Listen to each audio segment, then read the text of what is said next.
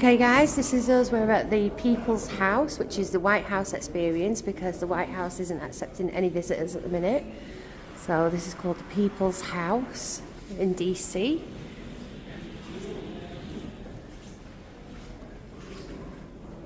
Just show you around the People's House. So it's going to do a little video for us. We'll sit here. Oh.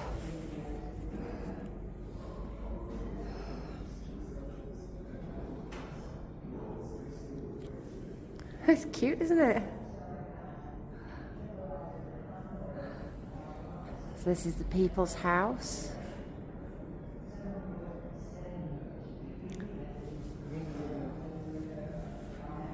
Pardon? Oh, look at the curtains opening, guys.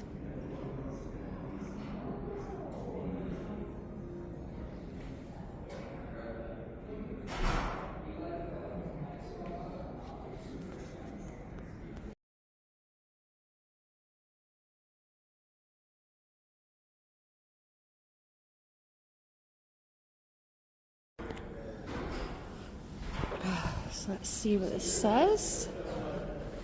Oh. 13 seconds to go.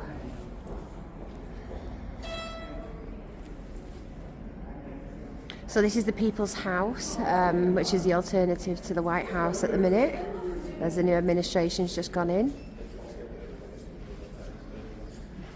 Welcome to the People's House, a White House experience. Oh, I love it. The President Melania. and I are delighted to have you join this immersive and interactive journey through the White House history, created by the White House Historical Association.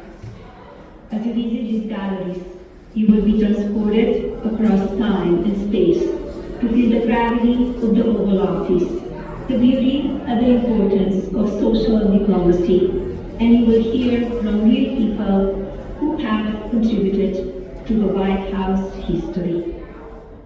Enjoy your exploration and learning. Let this rich history of your house, the People's House, inspire you.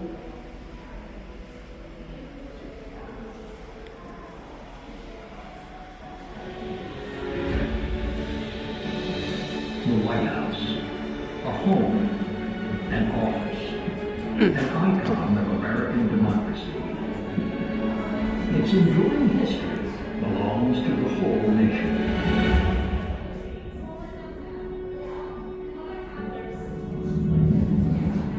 The Residence Act of 1790 placed the nation's permanent capital along the Potomac River.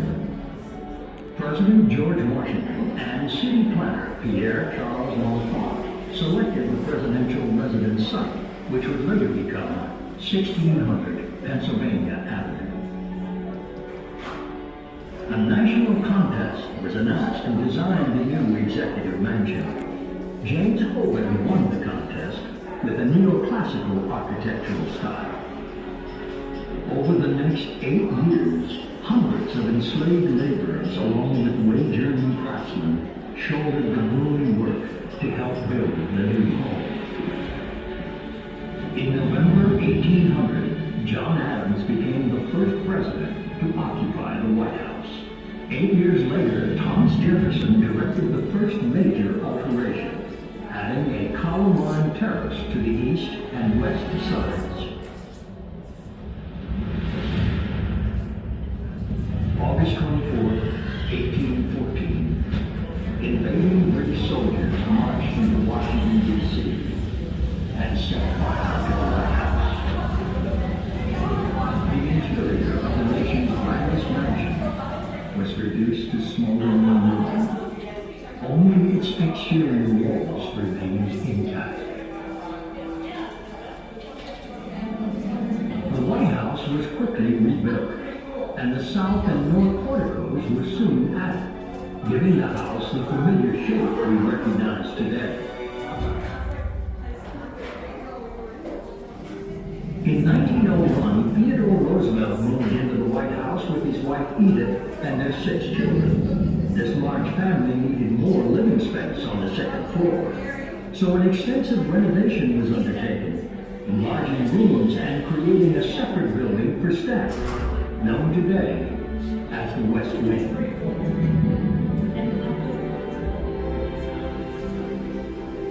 William Howard Taft created the first Oval Office.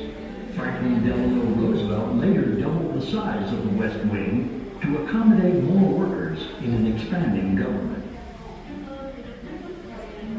Harry Truman made the last major exterior modification, adding the Truman balcony in 1948. But the interior of the White House was deteriorating. Engineers confirmed that the building was on the brink of collapse.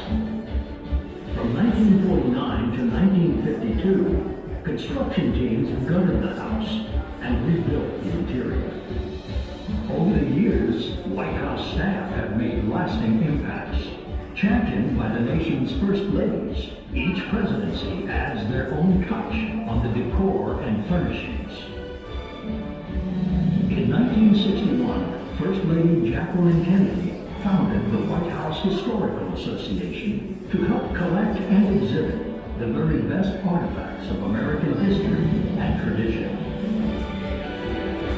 Today, the association works with the White House to protect, preserve, and provide public access to the rich history of America's executive mansion.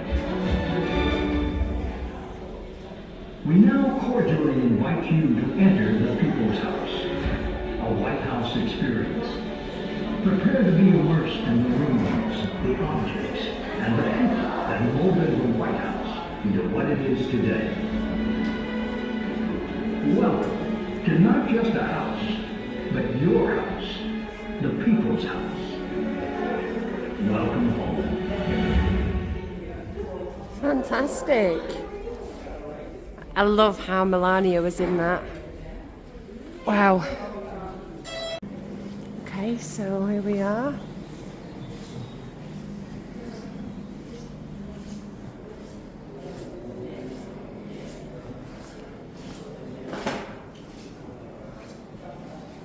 So this is all the different rooms in the White House.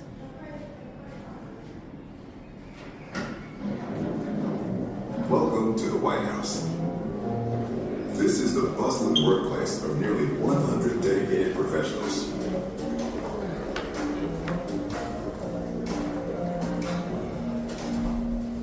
There's a wonderful staff of people here who do everything they can to make your life comfortable and healthy.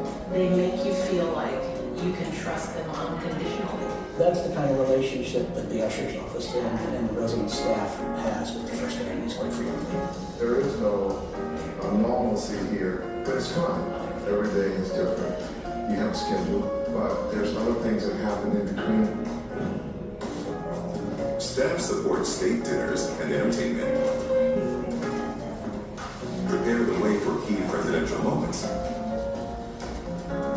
And celebrate special occasions with the first family. Their work often spans multiple administrations, regardless of political party. I came there in 1966 and worked there for 21 years. I want to make sure that the president and the first lady were happy, the guests were happy, kings, queens, prime ministers. Staff also serve as custodians of history, preserving the People's House for generations to come. And I thought of it not only in serving the presidents and first ladies, but that it belonged to the American people. Many early White House residents brought enslaved people and hired free laborers to work in the house. After slavery was abolished, staff remained diverse and reflective of America.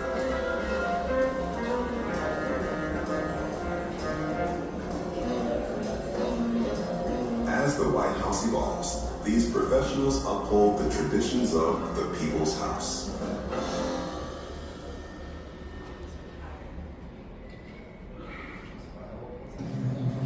This is the Rose Garden.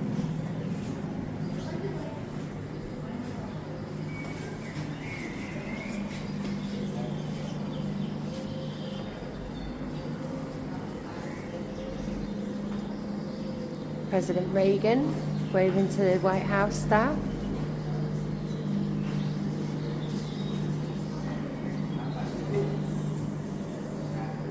Ceremony, Trixie Nixon, Edward Cox marry in the Rose Garden.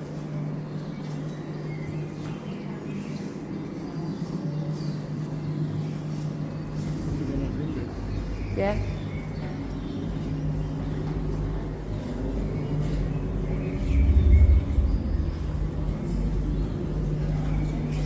You coming?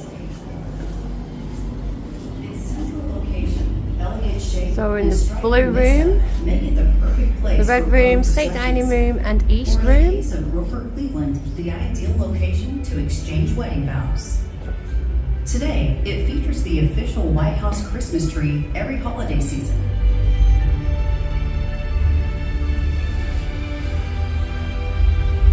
The room's elegant French furnishings date back to the James Monroe presidency.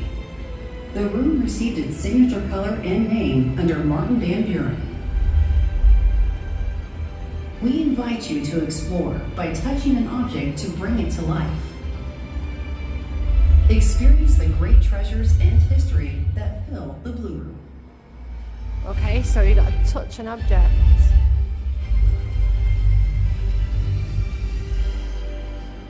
So touch an object. Ah, here we go. So in just a second, Oh wow. anywhere you see the white dot is something you can touch, and you don't actually need to touch the wall, just put your finger right in front of the spot. You don't need to touch the wall. Oh, sorry.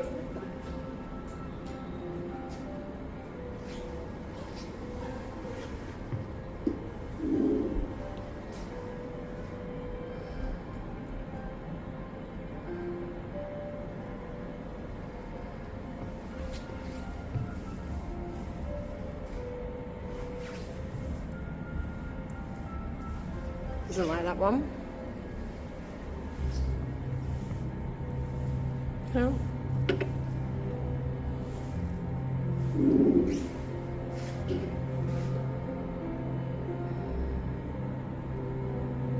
Fire screen.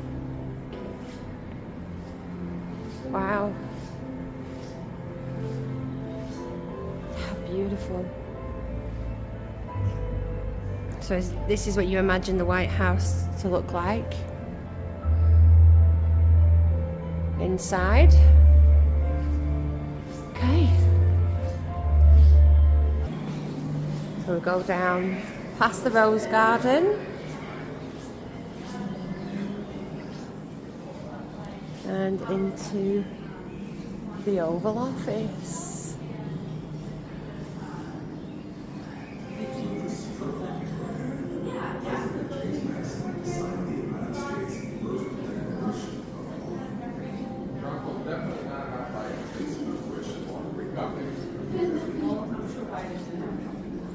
Yeah, so most of them pick like pretty older presidents.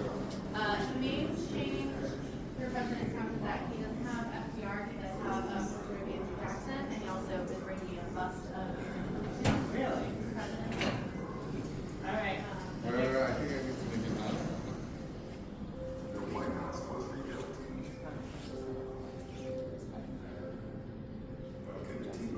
Please welcome the next president of the United States.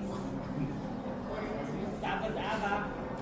During the Civil War, the White House became the nation's best. Even housing Union soldiers.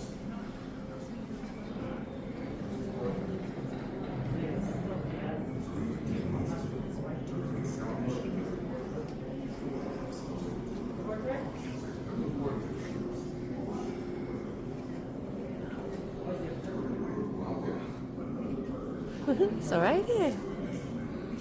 You need a picture of the desk? Yes, I'm definitely getting a picture at the desk.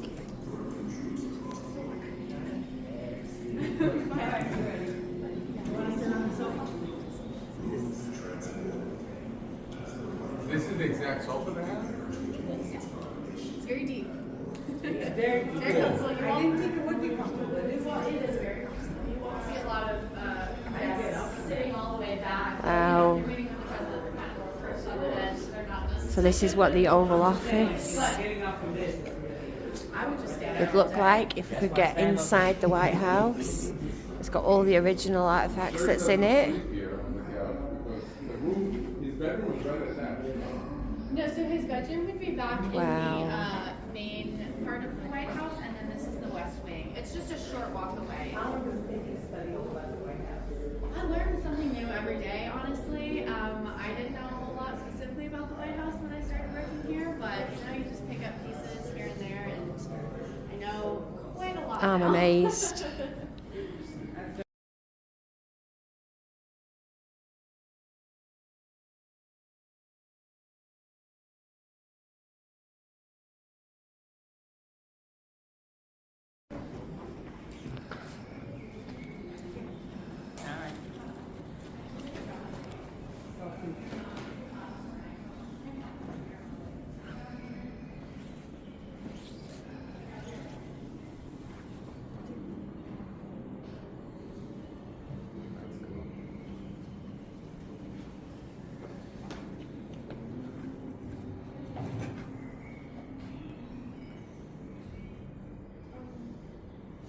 Okay.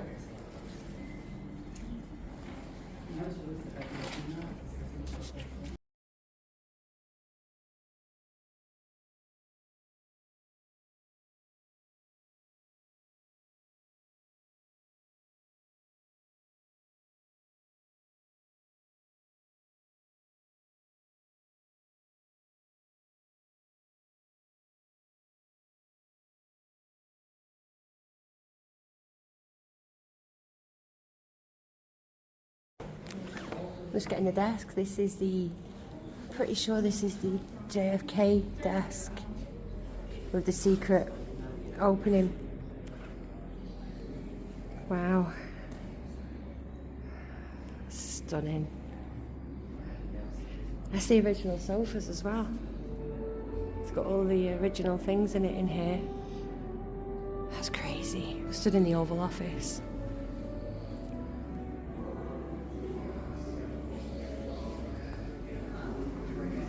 Good floor.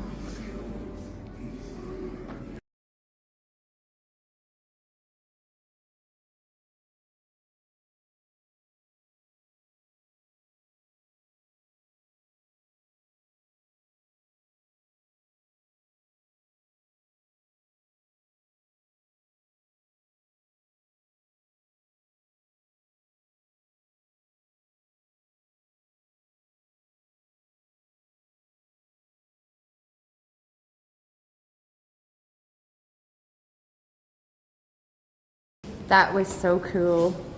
Ah, getting photos of the Oval desk in the Oval room. Okay, so we're just going to go up the stairs now.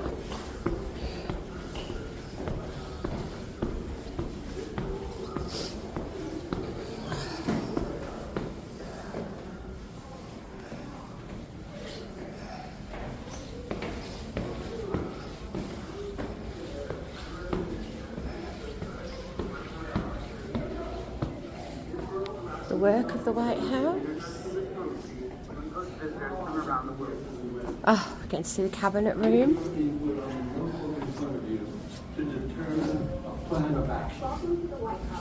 Let's invest in young workers and improve America's public lands. Let's support free trade policies to promote international peace and prosperity. We must support our farmers and alleviate hunger. Americans need jobs. May I have your attention? Welcome to tonight's state dinner. Ah, this is how the state dinner's set up. To your seats as we are Wow. about to begin.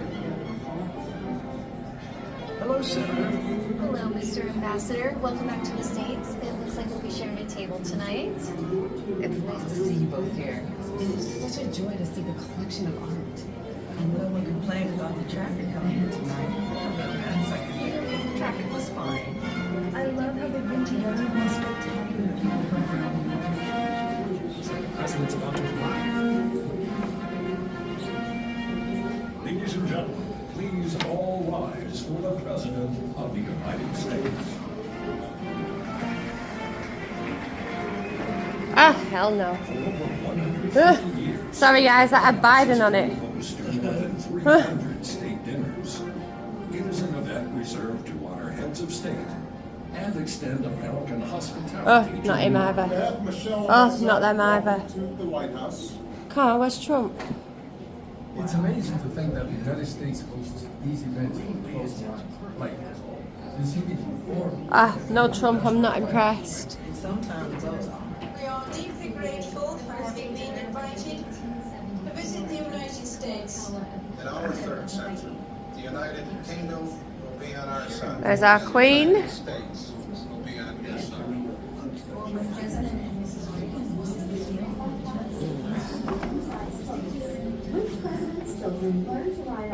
It's a family theatre in the White House.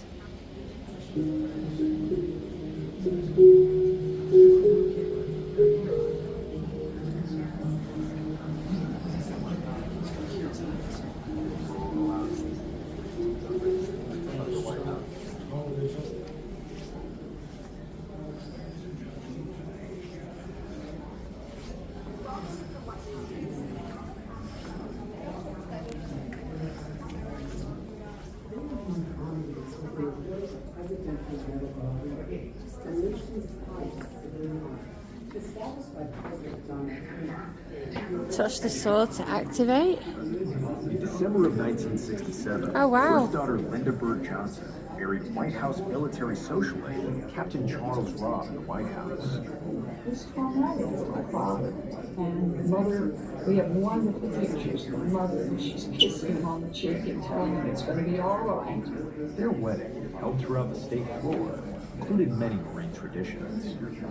By celebrating coordination with the NHI, were very ceremonial and asked them if they would provide the saber ring. Mr. and Mrs. Robb cut their wedding cake with a saber, which Alice Roosevelt attended the wedding that day when she was married in the White House 61 years earlier.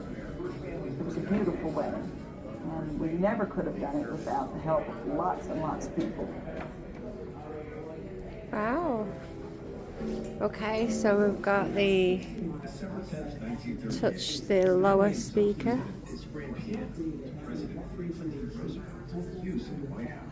I'm not sure how this one works. Lower speaker. 1600 there we go. Pennsylvania Avenue is one of the most famous addresses in the United States, but a close second might be 123 Sesame Street. Many first ladies have Sesame visited Street. Elmo and Big Bird on Sesame Street, using the power of television to communicate their causes and initiatives to the public. How to get From to literacy, Sesame Street. Mrs. Bush is here today A big to read us bird. a storybook I borrowed from the Sesame Street Library. to healthy habits. If you want to be healthy and strong, you need to eat your fruits and vegetables. To career paths. You can be anything you want to be. Sesame Street is just one example of first ladies using television to make a difference and connect with everyday Americans. Oh. Touch the phone receiver to activate. The first White House telephone was installed in 1879, but it was rarely used as there were so few telephones in Washington. In the decades that followed, the telephone increasingly became a method for the president to receive information and communicate with trusted advisors, and on rare occasions, even converse with outer space. Following the moon landing on July 20th, 1969, President Richard Nixon placed the first Oval Office phone call to outer space, speaking to astronauts Neil Armstrong and Buzz Aldrin. Hello, Neil and Buzz. I'm talking to you by telephone from the Oval Room at the White House. And this certainly has to be the most historic telephone call ever made from the White House. Okay. New keys for the White House. So this is a piano. So touch the piano keys to activate. On December 10th, 1938, Steinway & Sons presented this grand piano to President Franklin D. Roosevelt for use in the White House. It was the 300,000th Steinway piano ever built, and replaced an earlier version given to the White House in 1903. President Harry Truman once wanted to be a professional pianist, played this piano during his 1952 tour of the White House.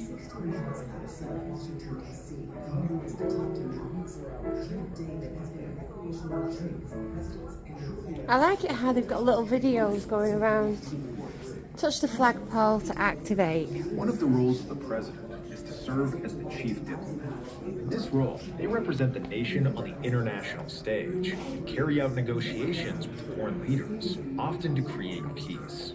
Throughout Bill Clinton's presidency, he worked hard to secure a peace agreement in Northern Ireland following years of political violence called the Troubles. His efforts included keeping important players at the bargaining table, appointing a special envoy to Northern Ireland, and initiating the first trip by a sitting American president to Northern Ireland in November 1995. On April 10, 1998, the Good Friday Agreement was signed, signaling an end to the Troubles and providing a framework for peace between Britain and Ireland. First family finances. I'm not going to do all these guys because there's so many of them. Camp David. Touch the post. Located about 60 miles Camp outside David. of Washington, D.C., and known as the Captain Mountains, Camp David has been a recreational retreat for presidents and their families, and a place for diplomacy since the 1940s. President Franklin D. Roosevelt named the site Shangri-La, but President Dwight D. Eisenhower later dubbed it Camp David, named after his grandson. No matter the name, this rustic getaway has seen some major moments in history. In September 1959, President Dwight D. Eisenhower invited Soviet Premier Nikita Khrushchev to Camp David. There, the Cold War adversaries watched Western movies, visited the bowling alley, and ate strip steak for dinner. Although their time at Camp David did not fully resolve their disagreements, it did indicate progress in U.S.-Soviet relations. Ooh, right, okay, so let's go over here. There's so many different things to touch in here. Quite an experience for people. Presidents on the move. I'll wait until the one that Joe's just pressed is finished.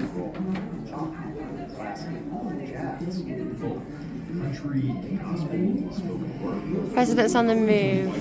So here we go, we've got his plane, his helicopter, and his car.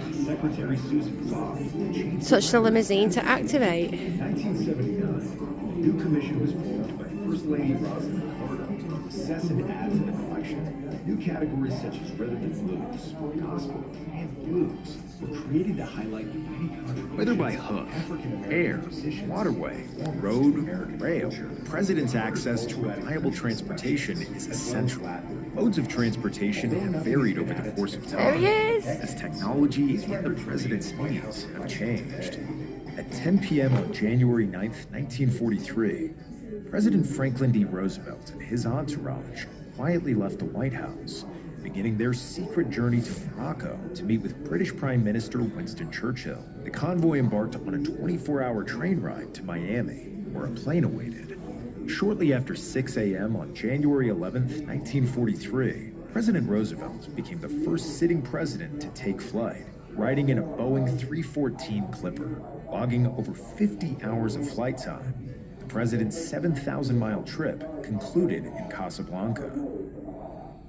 Ooh. Right, that's it for me. Wow. Oh, the secret garden. Touch the left handprints to activate.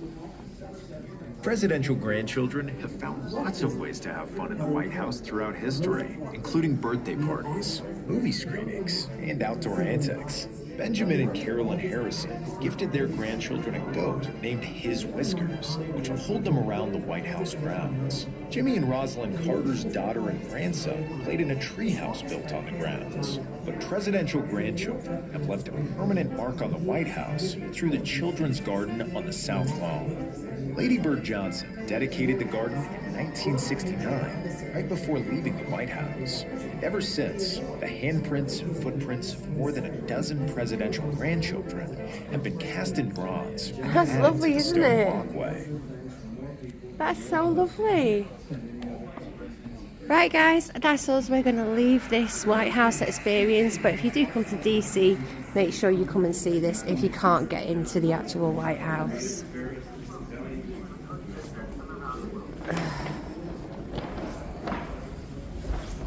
So,